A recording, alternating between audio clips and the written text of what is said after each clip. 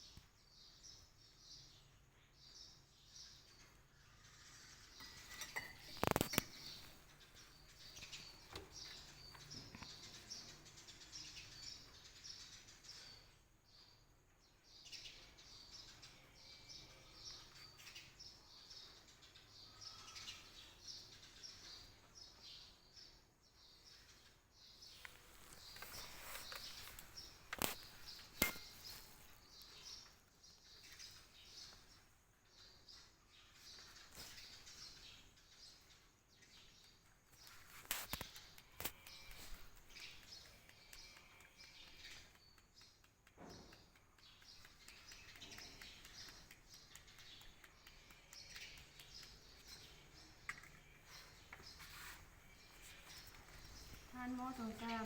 สีซักยาเซฟไตมีความเซฟไตอาโซมีความแห้งหาเรามีการตรงอันนี้หามี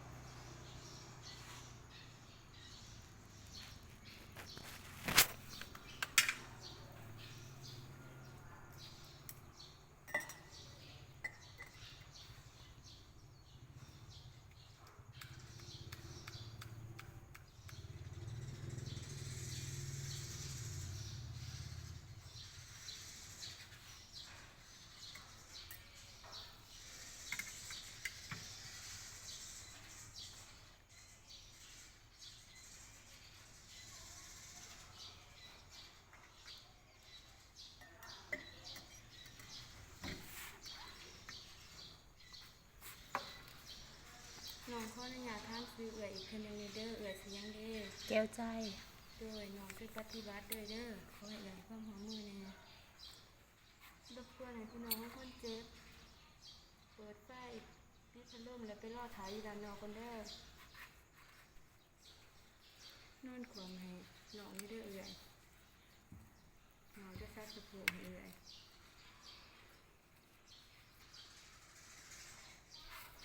ในการซักยาแม่นเฮาจะซักอยู่แม่นเฮาจะแบ่งเบื่อที่ซักออกเป็นอยู่4ส่วนคือด้านเทิงแต่กระดูกอีดีอาร์หากระดูกสักกลอมด้านในแต่กระดูกสักกลอมหากระดูกกกซีดด้านดุมแต่กระดูกกกซีดหาด้านดุมตามห้อยพับของก้นหากระดูกกกขาด้านนอกแต่กระดูกอีดีอาร์หากระดูกกกขาและจะซักอยู่ใน1/4คือซักอยู่ในเบื้องเทิงของหลานนอกในการซักยาแมนสา1ไว้2ไว้ในการซักและไว้ในการถอดสาในการบีบน้ำยาทำความสะอาดบริเวณที่ซักใส่สำลีเปียกทำความสะอาดบริเวณที่ซัก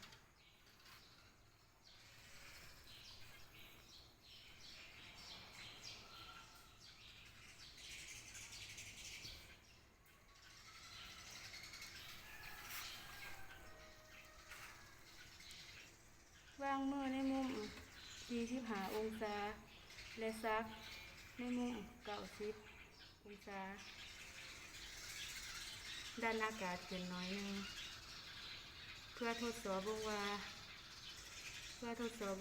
เฮาซักถึงจุดหรือบ่ถ้ามีเดือดแม่นให้เปลี่ยนหัวเข็มแต่ถ้าบ่มีแม่นให้เฮาบีบน้ำยาลงเลยโอ๊ตเอาเด้อเอ้ยเด้อไก่สมุดแล้วน้ำยาไก่สมุดแล้ว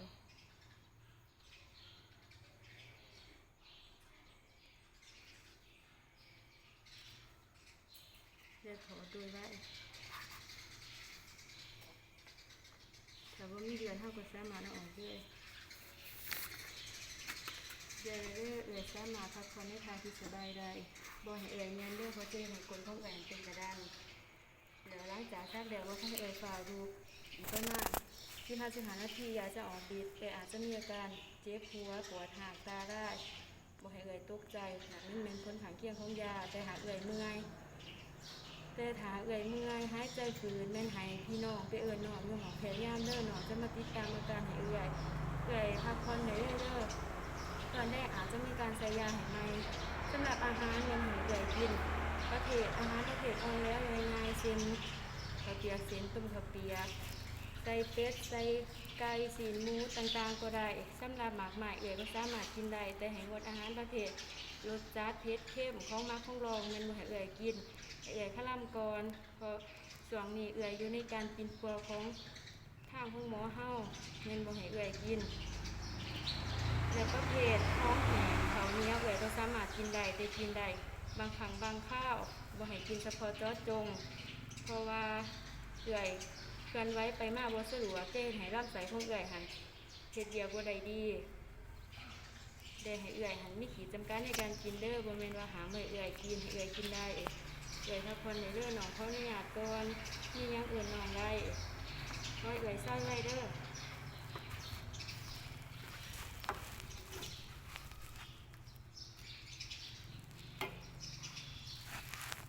ใส่กระบอกใส่กระบอกเลยรสแม่นกินใส่ทีเนี้ยรสยาและคาเฟ่ตั้งดีแม่นกินใส่ทีเนี้ยที่เสือที่นี่ของแม่พูด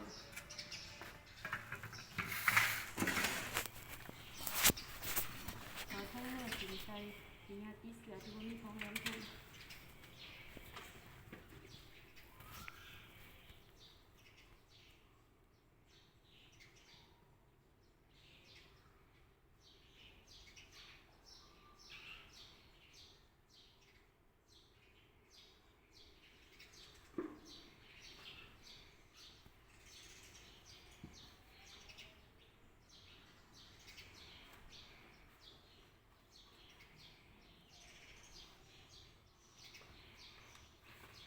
วันที่2 เดือน 4 2023ได้ซักยาเซฟไตรอาโซนความแห้ง500 มิลลิกรัมให้คนเจ็บซื้อแก้วใจของเบอร์7เพียงเบอร์หาเวลา 12:05 นาทีตามการติดตาม 15 นาทีหลังการหายยาคนเจ็บบ่มีอาการข้างเคียงหยังสามารถตอบโต้ได้ใจอาจารย์